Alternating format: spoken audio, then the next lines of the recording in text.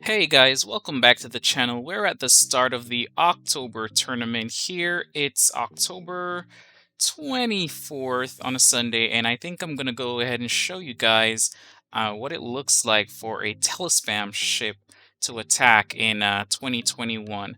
Now, as most of my followers know, I've been a Telespam ship for majority of my time playing this game, and it's been a pretty good time doing that. But what I'd like to do is show you guys just the ins and outs of being Telespam and why I think the Telespam strategy is still valid in 2021. Now, it's been a while since y'all have seen my ship, I know that. But for the most part, I'm still keeping things pretty solid, working with the Telespam strategy, and I'd also love to show you guys some AI as well, but we'll see if we have time for that. For the most part, I just want to show you what it's like attacking with the Telespam strategy in 2021 and what it looks like for me as a Hydra player. Now, that said, let's go ahead and get into the basics of it here.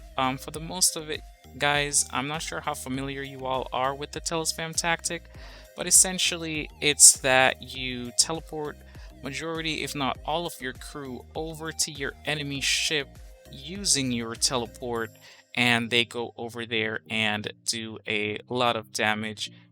Just to put it simply, I wonder if these are free. I could actually grab them here if they're not reserved for anyone. Jacko Box here. Shout out Jacko Box for that Xeon.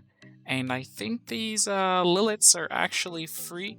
So I'm gonna go ahead and grab a Lilith here, making sure that I grab one that is HP and attack trained as compared to being weapon trained, which is the standard for Liliths. And as I bring a crew over to my ship, I also like to prime them with my standard boarding AI just to make sure they don't do anything too outrageous while they're on the ship. And let me see here. I think I'll pull my Ardent Templar back a level and drop the other Lilith into that area that the Ardent Templar would have been occupying. I really hope I'm not taking anyone's Liliths here, otherwise I'm gonna hear about it. Alright, so I think the best way to show you guys how this works is just to go ahead. Let me see if anyone's yelling at me for taking Liliths. No? No yelling? Okay, seems good. So let me go ahead here and start an attack. One. And here's some random no-name player. Nash Gut Wrench. First time seeing this ship. Should be a good hit for the video. Let's go ahead and see what happens. So we've got pretty standard stuff going on. My crew comes over. My Galactic Alchemist died in the hangar room, but there's still a fire going. And we've got a bit of damage happening here and there. Not as much as I would like to see. Not significant damage. Bit of damage going on in the missile room there. Crew died. I've got my Dolores taking out this reactor room. Security room doing some good damage there and taking out a lot of my crew. And we've got this Lilith and Ardent Templar attacking random rooms because the security rooms have HP, which is the AI I have set up.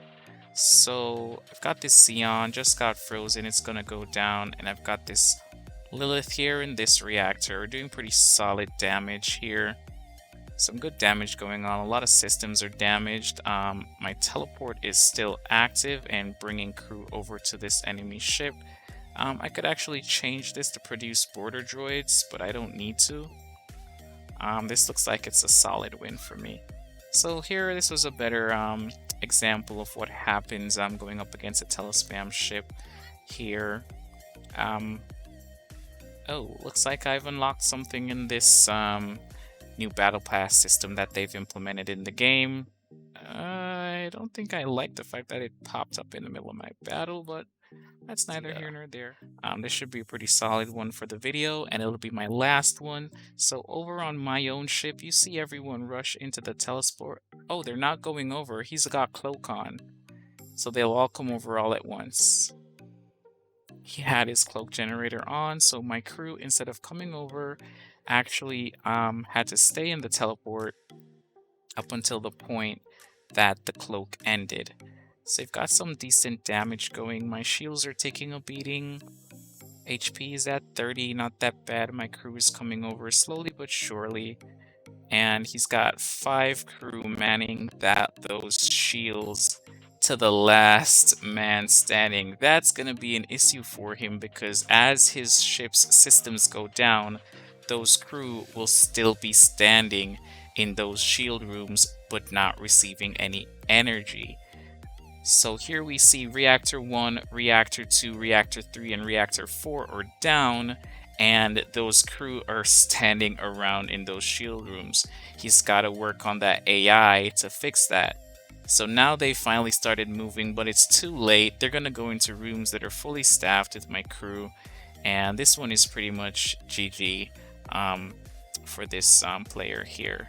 Not much he can do at this point, and the ship is gonna suffer the vertical fall that happens in outer space when a ship gets blown up. Okay, so there you have it. This is what Telespam looks like in 2021. Is this a valid tactic in 2021? I'd have to say so. All right, guys, so thank you for tuning in. This has been my October tournament first PvP, and is Telespam a valid tactic in 2021? Now, if you guys would like to know a little bit more about the intricacies of Telespam, I can do that here in this video as well, because if I say I'm going to do it in a second one, I'll probably take forever to do that.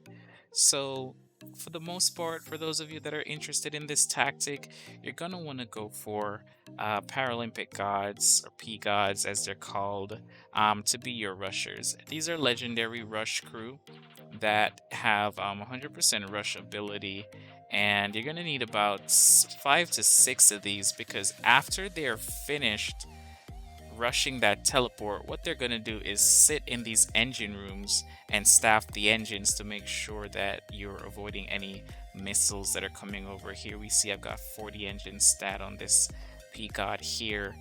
Am I clicking the same one twice? Here we have 43.2 on this P-God here, and I've also got 36.6 on this other one here. So after they rush that teleport, they go and sit in the engine room. So you're going to want to have some P-Gods, and you're going to want to have some Cyberducks. Now my Cyberducks, on the other hand, after they rush the teleport room, what they do is they sit in my shield room to boost the shields and ensure that my ship has shields. For my raiders, I've got a few Galactic Sprite, not the ideal raiding crew, but with all the freeze defense that happens these days, I like crew that have a bit of freeze themselves. So just to counter that. As well as that 3 walk speed, 3 run speed isn't bad either. And ideally you're going to want to have Liliths, Xeons, and if you're just starting out, some Ardent Templars for their high attack. Here I've got a 7.1 Ardent Templar, and the other Ardent is at 7.3. And just a few randoms in there to mix things up a bit. Xeon with his gas ability, HP and attack trained.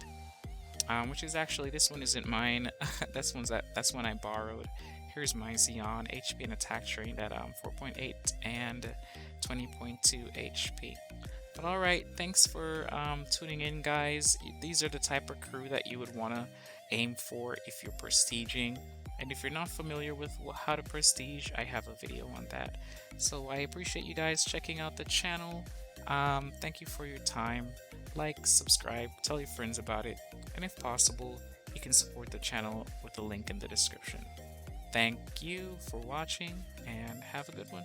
Take it easy, guys. Bye-bye.